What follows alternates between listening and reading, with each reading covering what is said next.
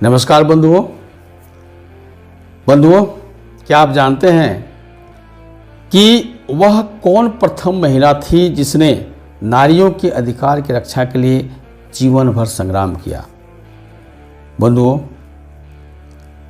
निश्चय ही आपका दिमाग में कई महिलाओं का नाम आ रहा होगा, लेकिन मैं जिस महिला के बारे में बात करने जा रहा हूं उसके बारे में आपका दिमाग में नहीं आया होगा। बंधुओं, तो जानने के लिए मेरे साथ आज तक बने रहें, और अगर पहली बार वीडियो देख रहे हैं तो मेरा चैनल सामाजिक सुविचार को सब्सक्राइब कर लें और आइकन बेल प्रेस कर दें।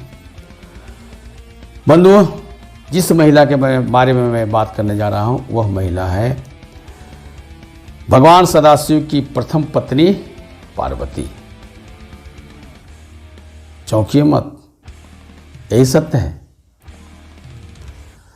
इसके बारे में इस सदी के महान दार्शनिक, महान इतिहासकार, महान अध्यात्मविद, माइक्रोबायोटा के रचयिता, बौद्ध प्रणेता श्री आनंद मूर्ति जी उर्फ श्री प्रभात रंजन सरकार ने अपने द्वारा रचित पुस्तक नमः शिवाय संहिताएं में बहुत ही स्पष्ट रूप से क्लियर किया है। बंधुओं, अब आपका मन में हो रहा होगा कि भाई इतिहास में तो कहीं दर्ज नहीं है। बिल्कुल सही बात है।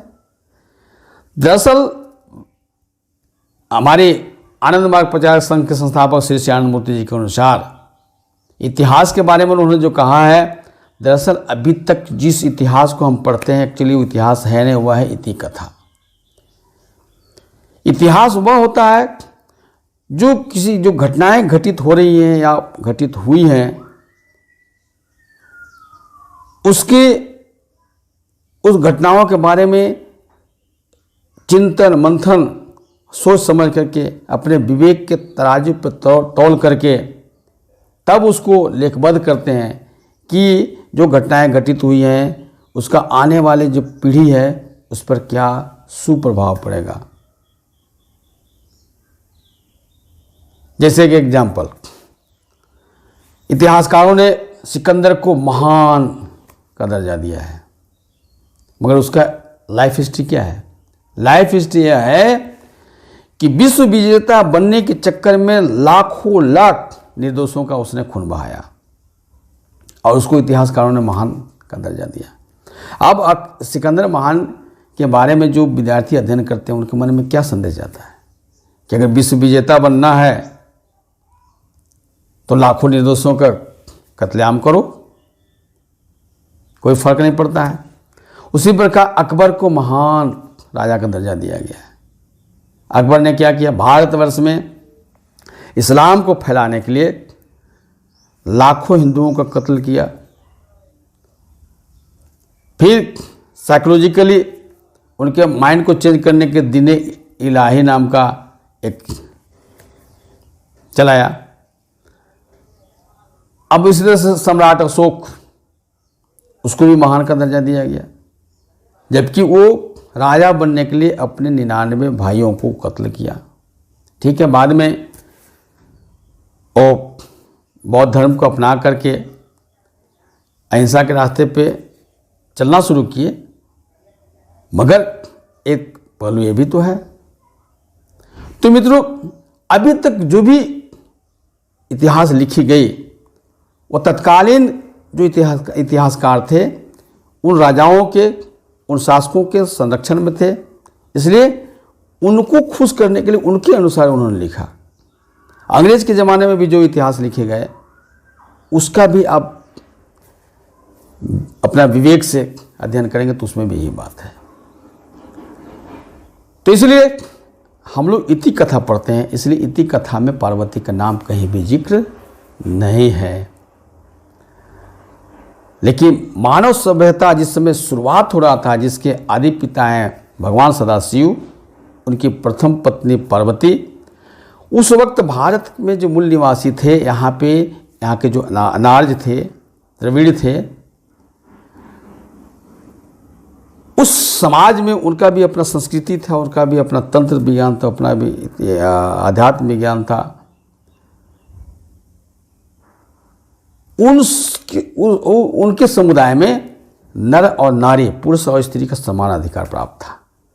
मगर उसी वक्त मध्य एशिया से जो आर्य आए भारत में, उनके सभ्यता संस्कृति में पुरुष और स्त्री का समान अधिकार प्राप्त नहीं था।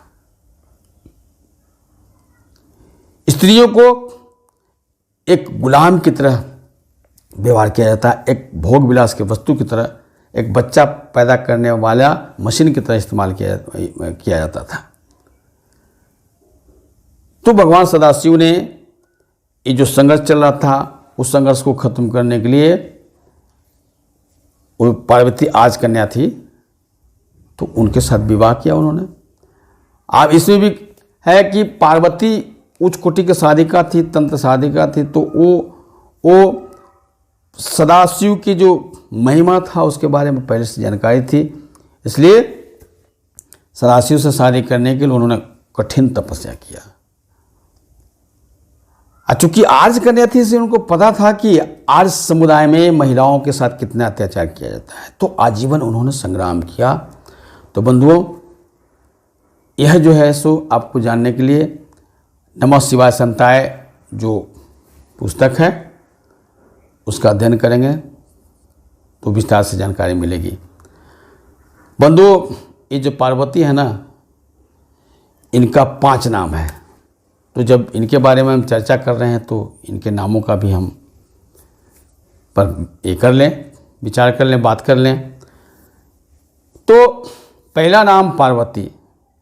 अब पार्वती के बारे में पुराणों में कहा गया कि पर्वत की पुत्री थी। जरा सोचिए, पर्वत का पुत्री हो सकती है, माने पर्वत जो है वो मनुष्य पैदा कर सकता है। दरअसल बंधुओं, वो पर्वत देश की पुत्री थी। माने जो पार्वती के जो पिता थे दक्ष, वो हिमालय पर्वत के राजा थे। तो पार्वती का मतलब ये हुआ, न कि वो हिमालय पर्वत के बेटी थी।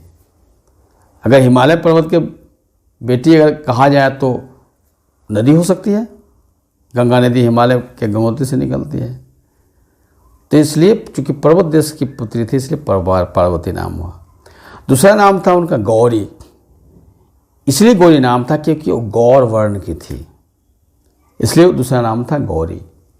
आज तीसरा नाम था पर्ण सबरी। उन्होंने भगवान सदाशिव को प्राप्त करने के लिए अनार्य लोग जिस यूनिफॉर्म को पर्ण एक तरह का पौधा होता है, पत्तियां होती हैं, हल्दी के पत्ते, उसका वस्त्र बना करके पहन करके तपस्या करती थी, इसलिए नाम हुआ पर्ण सबरी। और चौथा नाम हुआ अर्पणा। जब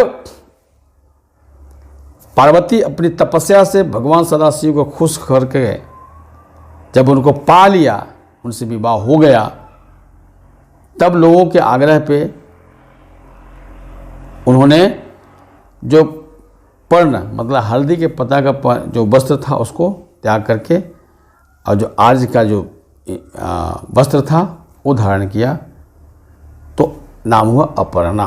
अपर्णा का मतलब पर्ण जो ड्रेस है उसका त्याग देना।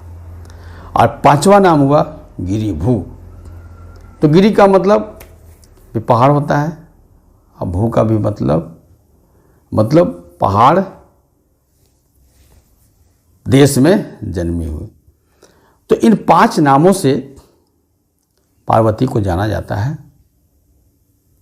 तो बंधुओं, एक बात और है कि पार्वती शिव से प्रश्न किया करती थी। वह प्रश्न ऐसा होता था जो आने वाला जो पीढ़ी है, समाज है, उसके लिए अस्थायी महत्व रखता है, और शिव उसका जवाब देते थे। तो पार्वती के प्रश्न पूछने पर शिव ने जो जवाब दिया उसका महत्व आज भी है। तो बंधुओं, यह है प्रथम ऐतिहासिक महिला पार्वती, जिन्होंने स्त्रियों के अधिकारों की रक्षा के लिए आर्यों से संग्राम किया।